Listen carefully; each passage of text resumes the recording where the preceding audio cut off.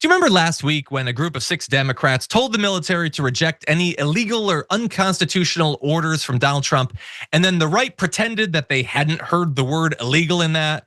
And then actually, what if the Democrats were saying to just reject all orders? I mean, I know you're not saying that, but what if we pretended that you were saying that? And then Trump reacted to that by saying that he was going to arrest and then execute those Democrats. And then some Republicans were like, hey, those are our colleagues. Maybe don't say that you're gonna hang them or whatever. Yeah, Donald Trump doesn't care what the Republicans say. He's doubling down on the whole murdering them thing.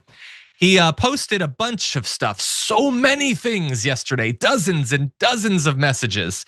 Here's a few. He posted this in all caps. Many great legal scholars agree that the Democrat traitors that told the military to disobey my orders as president have committed a crime of serious proportion.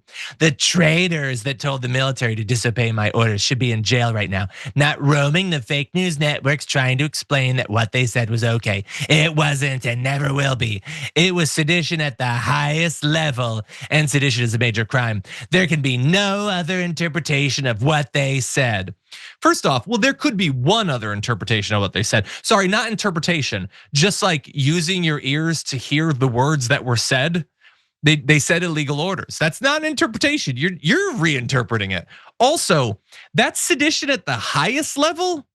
What the video, that's the highest level. I mean, I could think of higher, like they could have said disobey all orders. That would be higher, right? Or what if they did a coup? What if they sent a mob to sack the Capitol? I feel like once you put that video on the highest level of sedition, then you're kind of just lumping a lot of traitorous behavior together.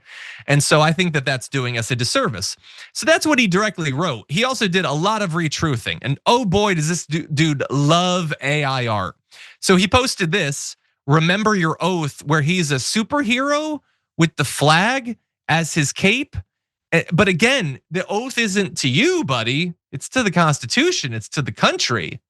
And then there's this, the TikTok with the Q on his lapel, just in case you miss that this is QAnon stuff. Remember how we're occasionally told like, oh, the right's moved on from QAnon? No, it's still out there and Trump is still retweeting it. There's this, time to obliterate the deep state, do it Q. Again, he's just going on a rampage posting Q stuff. There's this, where like he's referencing V for Vendetta with the QAnon slogan of nothing can stop what is coming. You remember V for Vendetta, where the guy in the mask represents the people that control the entire government?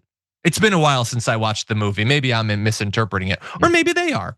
And then he also had a lot of AI stuff like this video.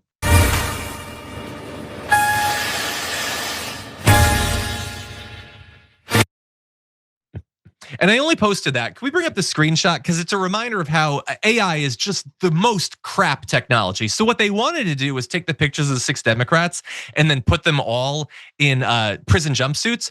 And I wonder how many times they tried to get it to do that, but they couldn't do it. So like 2 of them are still in their regular clothes. They couldn't get the AI to put all 6 of them in the jumpsuits.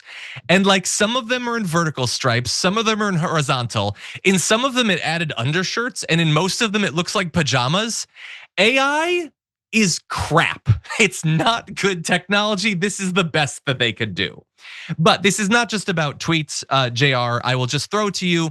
They are now investigating Mark Kelly and might actually try to lock him up based off of this. They're actually doing that. It's not just bluster. They're investigating more of Trump's enemies. What do you think? This is on the day when we just talked about how the charges are getting dropped on Letitia James and Comey, right? Yep. So that's worked out well from them with this lawfare that they're going off. By the way, there's a novel idea considering the AI didn't work for them with all the messed up pinstripes and whatever. You know what they could have done? They could have gotten an artist, like a graphic artist, to create that, and then it would have been exactly what they wanted. It's weird how they forget that so fast. We still have those. I mean, they're working on it, but we still have a couple of those left really fast. I know this whole thing is pretty much done, but And the reason it's so important to MAGA to make sure that they push this whole thing of loyalty to Donald Trump is because this is the complete level last stage, one of the last stages of this whole fascism thing. America is now Donald Trump. The Constitution is now Donald Trump's screed. Anything he says is the Constitution. The law is what he says that it is. And if you violate that, you're no longer a patriot, you hate your country. America is Donald Trump. So they can't have anybody, especially people that are supposed to be their fighting force of enforcing their main reasons and ways that they can force people into this thought process, violence, murder, threats of killing through this military. They can't allow that to be like, interrupted, because they're savage, killer, murderous type of individuals who are fascists. And they're like, well, we need that. We need to kill in order to get what we want, because we know our ideas are definitely not popular enough. And they definitely don't help Americans. We're hateful fascists.